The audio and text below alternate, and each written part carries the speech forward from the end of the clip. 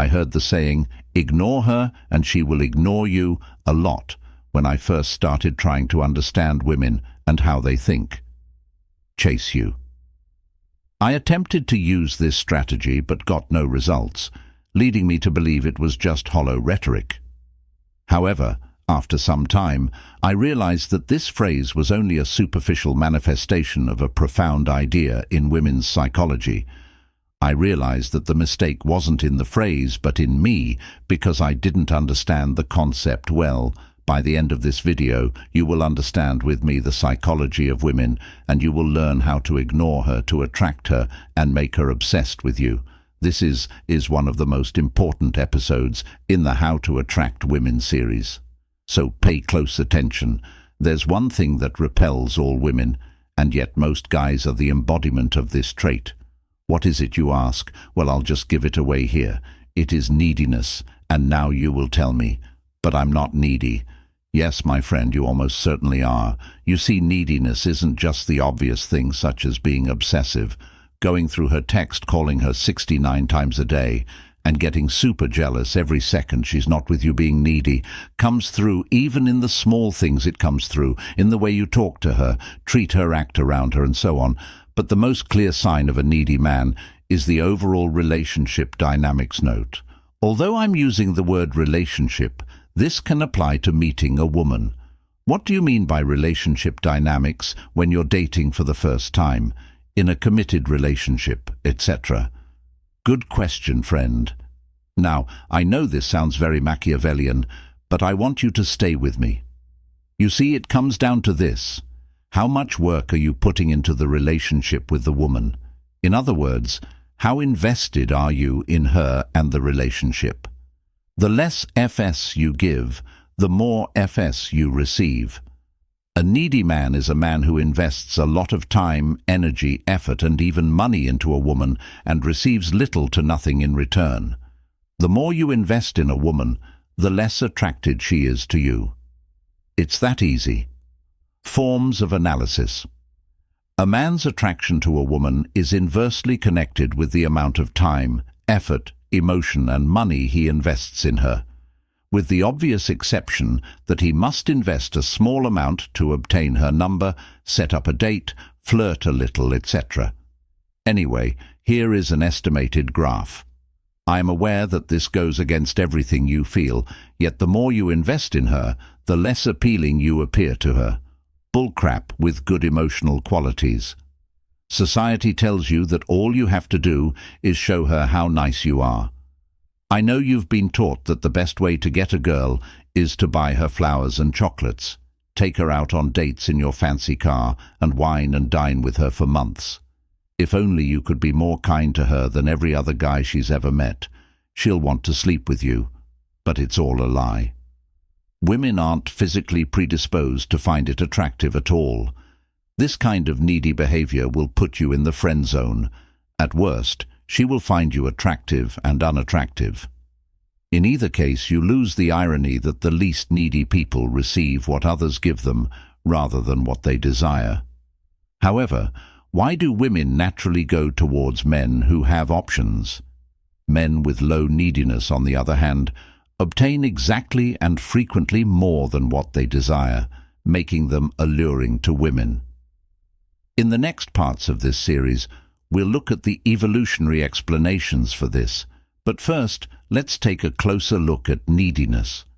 It all comes down to the subcommunication mindset, which is everything and not so much about the needy behavior in and of itself, but also the source of the behavior and what it suggests about you as a man. The subcommunication, such as buying a woman you hardly know a drink at a bar or boasting to her about your career, is clearly coming from a place of perceived inadequacy. At the same time, the guy who is playfully making fun of a woman about something is implying through his actions that he has zero neediness. In fact, he may be testing her to see if she's good enough for him. He's the catch, and she's just another chick chasing him. Needless to say, this is his mindset. The second guy will, and this man is in need. He buys women he doesn't know drinks to buy time to talk to them, and when he does get the CH to talk to them, he brags about his job, car, apartment, and so forth. If he gets a date with a girl, he texts her every day, not just any texts, but lengthy essay-style texts, and asks her where she wants to go. He wants to make her happy, but he is too scared to take the lead because he fears that she won't like whatever he chooses. The point is that the behavior isn't needy. Rather, it's what Ed tells her, that he's not a man with options, and he probably even feels inadequate for her unconsciously, or perhaps even consciously. He feels the need to make amends, whether that be by driving her around, buying her a drink even though he doesn't know her, taking her on fancy dates, flaunting his high-paying job, and so on. While none of these behaviors are typically considered needy, they all stem from a place of neediness and perceived inadequacy, which is extremely unattractive. Level 2, somewhat needy. This man isn't as needy as the level 1 guy, but he's still a little needy. If a woman prods and pokes him in the right places, he can become defensive and insecure, acting like a player. She says things like, "No, you know I'm not like that." And he feels the need to keep making ridiculous excuses, which leads us to the next type of guy. The third stage of zero neediness. Women are particularly drawn to men who have nothing to prove, men who give nothing. For instance, if she tells him that he looks like a player, he tells her that she has a talent for it and that he has nothing to prove because he knows he's the best, and just bashes in his own awesomeness. If anything, this type of guy tests women to see if they're good enough for him and will playfully tease her about it.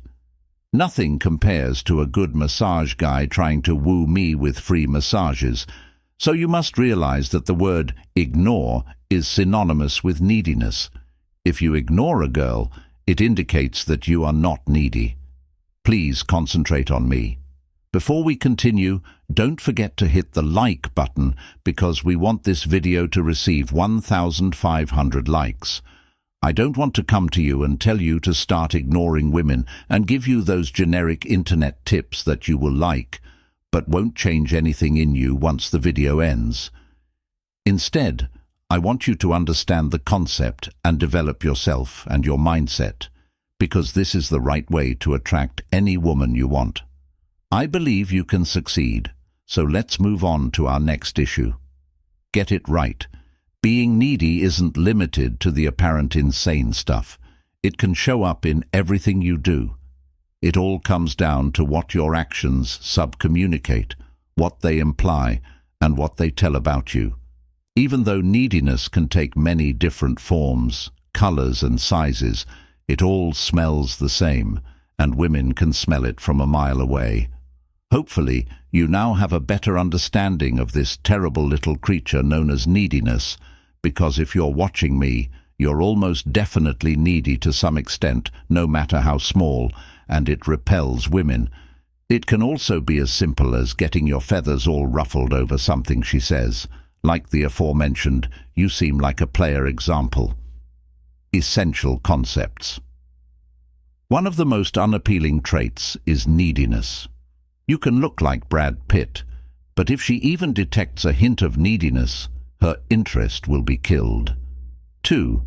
It all depends on what your behavior subtly conveys. Neediness isn't always evident.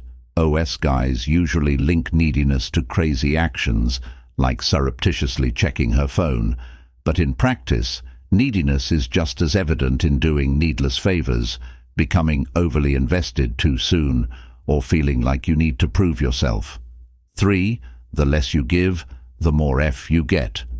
Women are naturally drawn to psychologically strong, self-assured, domineering men because of biological hardwires.